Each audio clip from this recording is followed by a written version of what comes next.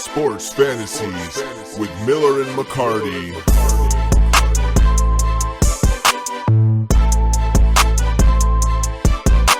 Welcome back. Sports Fantasies with Miller McCarty.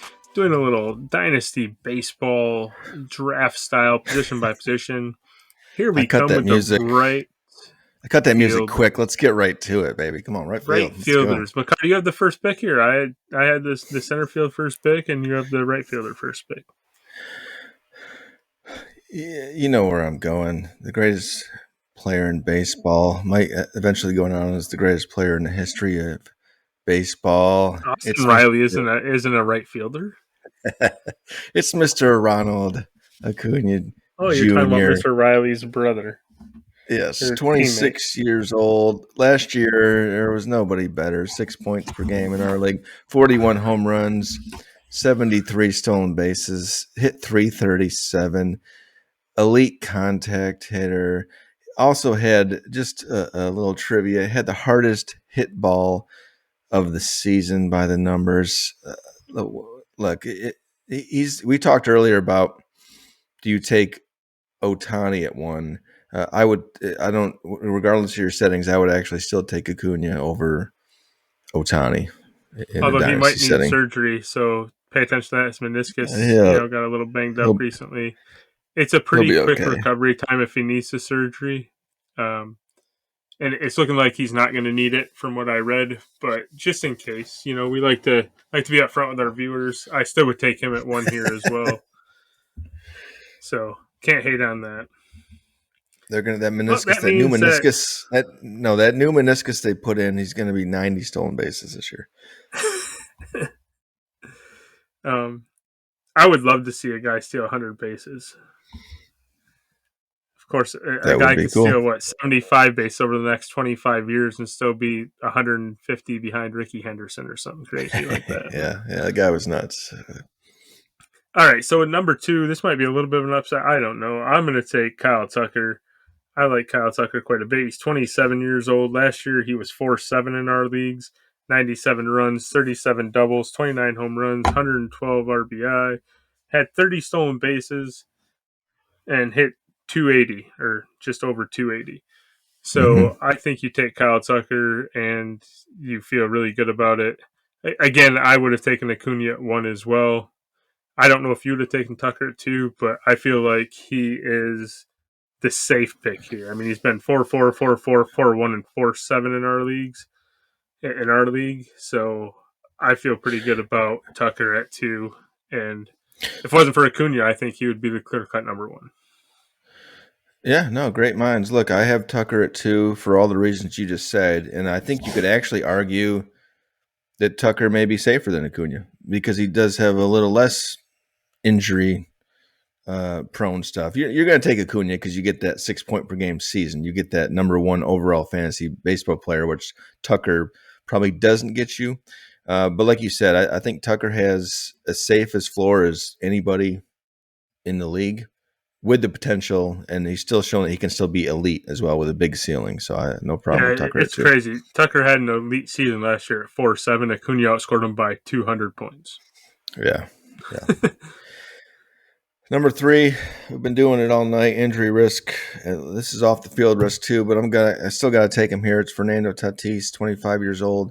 He did have a little dip last year, but of course had missed a complete season of baseball or a lot of baseball. So I'm going to chalk some of that up to that. I think just 25 home runs, 29 stolen bases last year. Did miss some games. But I think ultimately, he gets back to that 35 to 40 home runs, 25 to 30 stolen base range, and he's still pretty elite at the end of the day. All right, so at number 4, we got to take a guy that I don't love, mostly because of injury history, but it's Aaron Judge. He played 106 games last year, averaged 5.1. The year before, he played 157 games, averaged 5.8. So, you're getting up to that Acuna range at 5.8. Last year, though, he had 16 doubles, 37 home runs, 75 RBI, only 3 stolen bases, 88 walks, hit .267 in that Yankees lineup. If he is at all healthy, if he gives you 120, 130 games, last year he scored 544. So he was about 200 points behind Tucker last year, and he played about 45 less games than Tucker last year. So where Tucker and Acuna played about the same amount of games, and Tucker was 200 points behind Acuna. I think Judge's ceiling is very high, but his floor is much lower than a guy like Tucker and Acuna, quite honestly. Yeah, I had Judge at 4. Was Judge actually your 4 or your 3 on your list? He was my 4. I had Tatis at 3, which probably shocks you Okay. because I usually am a Tatis hater. Yeah, it does a little bit, but okay, we're 4 for 4 here. Yeah, we're Number 4 5 for 4. then. Number 5 then. I'm going young here, but given what's left on my board, this is who I would take here. It's Jordan Walker, St. Louis, 21 years old. 117 games in the majors last year, 16 home runs, 7 stolen bases, hit 276. Was a first-round pick. Again, we've been talking about it, but kind of a big-time prospect. Hits the ball hard, almost 90% exit velocity. I just think, again, those numbers don't blow you off the page. 16 home runs, 7 stolen bases in 117 games. We're talking about a guy that's 20 years old. So I still think the sky is the limit for Mr. Walker.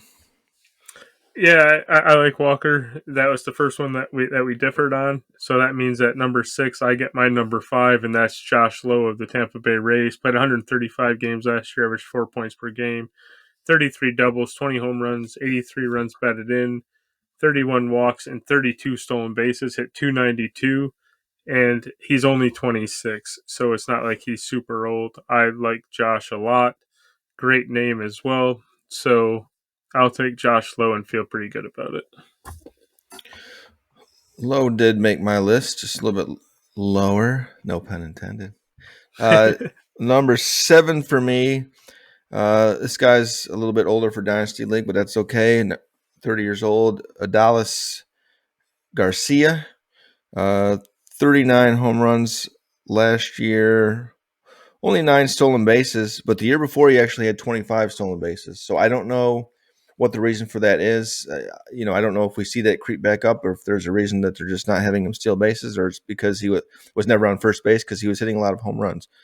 Could be a number of things. And then what really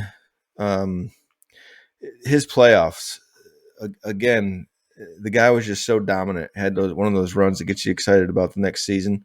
And so I think Adalis is the type of guy that gets you probably another 4 or 5 years of 30-plus home runs and some steals. Yeah, I had Garcia next on my list as well. So we're fairly close here. You had Walker a little higher than I did. I had Lowe higher than you did, obviously. I don't even know if the next guy is going to be on your list, but that's Lane Thomas from Washington. 28 years old, averaged 4 points per game in 157 games. 36 doubles, 28 home runs, 86 runs batted in, 20 stolen bases. So a 25-20 guy. And again, 4 points per game. I think his floor is probably 3.8. I think his ceiling's probably 4.2. So again, just another guy that I think is going to be super consistent. And I like consistency, especially when we're getting to this point in a mock draft. All right, and that's where I went with my final pick here in this round at number 9. Look, I don't love this guy. This isn't a sexy pick, but it's the guy that's going to get you either 3.7 or 3.9. It's Anthony Santander from the Baltimore Orioles. He comes out, he'll come out and hit 30, 33 home runs and get you those points. My only fear here from a dynasty perspective is we've talked about it before, especially when we did our infield, but Baltimore is so loaded that, is Santander 4 years from now an everyday guy in the Baltimore lineup? I tend to think no, but I also think, that's okay. He can go somewhere and still put up home runs. So I'll take him here at 9. Yeah, I think that's really the question, right? Is he still in Baltimore? So the last guy I'm going to take here, a little bit older, 31, just signed at a new home, though. That's Teoscar Hernandez. Of course, he's with your Dodgers. He was 3.5 last year, 3.8 the year before, 4.4, 4.5 the 2 years before that. He had 70 runs, 29 doubles, 26 home runs, 93 RBI, 7 stolen bases, struck out a whopping 211 times last year. So you hope that he cuts down some of those strikeouts. But in that Dodger lineup, he could be hitting anywhere between 3 and 9, and just surrounded by guys that he's probably going to see pitches. He's probably going to see a lot more strikes than he was seeing before. If he can be just a little more patient at the plate, and hopefully being around guys like Mookie and Freddie and guys that are used to taking pitches, hopefully some of that can rub off onto him. And I could see him going 4.4, 4.5 this year. And I don't think that will be consistent, but I could see him in his time in LA. I could see him being between 3.8 and 4.2, with a chance to pop up to 4.5 occasionally. Yeah, I think if I had to go one more player, I mean, that's maybe where I go. Of course, you're always a little weary of the pitcher's park that LA is and the struggles he had in Seattle. But yeah, I mean, Tayscar at the end of the day is a bona fide hitter. He's going to get on base and he's going to put the ball in play. So in that lineup, he could be good. You have any other guys on your list we didn't talk about? I don't. We ran through them all. What do you got? Well, I mean, the other guys that I had on my list are all older guys like George Springer, Jorge Soler, and who's a little younger still with the Cubs. I could see him popping up to that 4 points per game range, but I think his floor is lower, 3.3, 3.5. So for that reason, I didn't see him. I saw him at the bottom of the top 10. The other guys were a little older, so I kind of avoided them. A couple of prospects I mentioned here, Kevin Alcantara and Colton Cowser. I put Pete Crow here only because he does have right field eligibility on Fantrax somehow. And I was running out of time as I was doing my research. So I had Alcantara a Cub too? Just giving us all your Cubs prospects. That's right. And, I mean, if they're a Cub, they go up 3 ticks. Although, quite honestly, I'd have Pete Crow in center field, but the center field prospect list is loaded. I mean, you mentioned James Wood on that list. I gave you 3 Pete Crows actually on that list. And there's like another 3 or 4 guys in the top 40 that are on that list. But of course, and they'll shift around because, your center field's loaded because your top athletes in the outfield in college are typically playing center field. Yeah. But then you get up to the majors and the minors and they've got to make them work to the organization. So that's why it's hard to really lock down an outfield prospect to a position because they're going to move around depending on the organizational need. Well, yeah, and then we have the younger guys that we mentioned too, the 18, 19, 20-year-olds. They're coming out of high school, and of course your best athletes are playing in center field there. And, as they get older, they mature, they add weight and mass and muscle. Sometimes center field doesn't end up being where they are, and that's how we end up with right fielders, and then they have no other eligibility, as we talked about. That's right, going deep here.